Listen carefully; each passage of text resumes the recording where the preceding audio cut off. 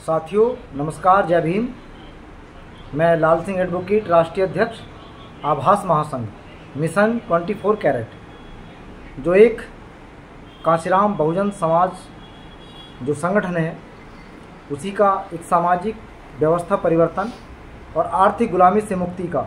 भारतीय राष्ट्रवादी सांस्कृतिक जन आंदोलन के इस अभियान में मैं बताना चाहूँगा आपसे साथियों कि देश के अंदर एक बहुत बड़ा स्कैम, बहुत बड़ा घोटाला, बहुत बड़ा भ्रष्टाचार हुआ है साथियों। उसका हम अंदाज़ा भी नहीं लगा सकते। और जो स्कैम है, जो भ्रष्टाचार है, घोटाला है, वो है नीट परीक्षा का घोटाला। बहुत बड़ा घोटाला है। और साथियों अब तक मैंने देखा है कि तमाम देश के अंदर जितने भी ऐसे घटनाएं हुई हैं, जो पेपर लीक हुआ है या कुछ और ऐसी परीक्षाओं के मामले में एक चर्चा हुई है, तो मैंने देखा कि तमाम इस तरह की एग्ज़ाम परीक्षाएं वो रद्द कर दी गई हैं। लेकिन साथियों क्या कारण है, सोचिए आप, क्या कारण है कि नीट परीक्षा का पेपर लीक होने के बावजूद भी इस परीक्षा को सरकार निरस्त नहीं कर रही, कैंसिल नहीं कर रही है। साथियों शायद आपको नहीं पता, बहुत चर्चा में है मुद्दा, पूरे देश के अंदर चर्चा में है। आप समझो बात को, क्यों नहीं कर रही इसको, इस परीक्षा को कैंसिल? इसलिए परीक्षा ये कैंसिल नहीं की जा रही है, सरकार इसलिए इस परीक्षा को दबाना चाहती है, इस स्कैम को, मुद्दे को। चूँकि जो नीट के माध्यम से स्टूडेंट पास होते हैं उनको मेडिकल के क्षेत्र में एमबीबीएस के डिग्री के लिए कोर्स कराया जाता है। और साथियों ये जान लो आप कि एमबीबीएस की डिग्री का कोर्स कोई आम आदमी नहीं करा सकता, क्योंकि शिक्षा देश के इन निर्लज्ज और अंधे बहरे लोगों की सरकारों ने इतनी महंगी कर दी है, इतनी महंगी कर दी है कि आम आदमी उच्च शिक्षा से स्वतः ही बाहर हो गया है, आउट हो गया है। इसलिए साथियों जहाँ तक मुझे लग रहा है, मुझे तो पूरा कंफर्म है कि इस स्कैम में, इस घोटाले में वो लोग इन्वॉल्व हैं, उन लोगों का पैसा लगा हुआ है जो लोग इस देश के सरकारों को समर्थन करती है, अर्थात पैसे वाले लोगों का। क्योंकि उनके बच्चे एमबीबीएस करना चाहते हैं, आसानी से एमबीबीएस करना चाहते हैं, और उन्हीं लोगों ने हो सकता है पैसे दे करके पेपर लीक कराया हो और अपने बच्चों को आसानी से नीट परीक्षा पास करा करके एमबीबीएस कराना चाहते थे। तो साथियों चूंकि वो लोग सरकार के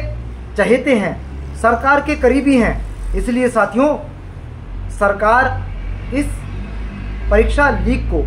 कैंसिल नहीं करा रही है, रद्द नहीं करा रही है। लेकिन साथियों जो देश के अंदर एक नेशनल स्टूडेंट फेडरेशन एनएसएफ जो चल रहा है, वो उनका मानना है, उनका कहना है कि अगर ऐसे ही परीक्षा लीक होती रहेंगी पेपर, और पेपर लीक होने के बाद सरकारें लीक होने वाले पेपरों को, परीक्षाओं को पुनः नहीं कराएंगी, तो कहीं ना कहीं उसमें जो इस देश का गरीब, मजदूर, किसान, एक रिक्शा वाले का बच्चा, एक रेहड़ी चलाने का बच्चा, एक भट्टे पर काम करने वाले का बच्चा, और एक वो व्यक्ति जो शहर के बीच में सफाई कर रहा है, एक वो जो इस समाज को सेवाएं प्रदान कर रहा है, रिक्शा वाले का बच्चा, तमाम ऐसे क्षेत्र हैं जहां पर उन गरीब और शोषित, पीड़ित, अल्पसंख्यक समाज के बच्चे इन बड़ी परीक्षाओं में नहीं जा पाएंगे। इसलिए साथियों क्या होगा, एक स्तर पर जाकर के सारी व्यवस्था कुछ ही चंद लोगों के हाथों में हैंडओवर हो जाएगी, और बाकी इस देश की जो खूबसूरती है, वो लोकतंत्र की खूबसूरती क्या है कि बिना जाति, बिना सांप्रदायिकता भेद के सभी को सरकार की सभी चीज़ों में, सभी व्यवस्थाओं में भागीदारी का अवसर दिया जाना, ये सबसे बेहतर खूबसूरती इस लोकतंत्र की है। तो साथियों सरकारें और सरकार के वो चहेते लोग इस लोकतंत्र की खूबसूरती को समाप्त करना चाहते हैं, मिटाना चाहते हैं। इसलिए उत्तर प्रदेश सहित तमाम राज्यों में पेपर लीक हुए, चाहे एसएससी का हो, चाहे पीसीएस का हो, चाहे इसका हो, तमाम पेपर लीक हो रहे हैं। लेकिन साथियों ये पेपर लीक मुझे तो लग रहा है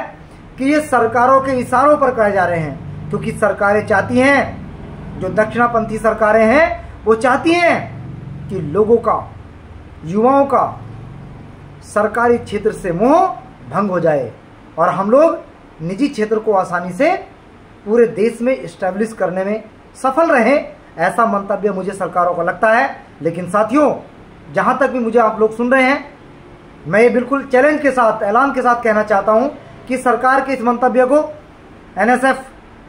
पूरा नहीं होने देगा। इसके खिलाफ पूरे देश के अंदर जो छात्र यूनियनें हैं वो सड़कों पर उतरेंगी और जिनके हक अधिकार प्रभावित होते हैं या होंगे वो सब लोग सड़कों पर उतर करके सरकार की मंशा को रोकने का काम करेंगे। साथियों, साधुवाद, धन्यवाद, जय भीम, नमस्कार।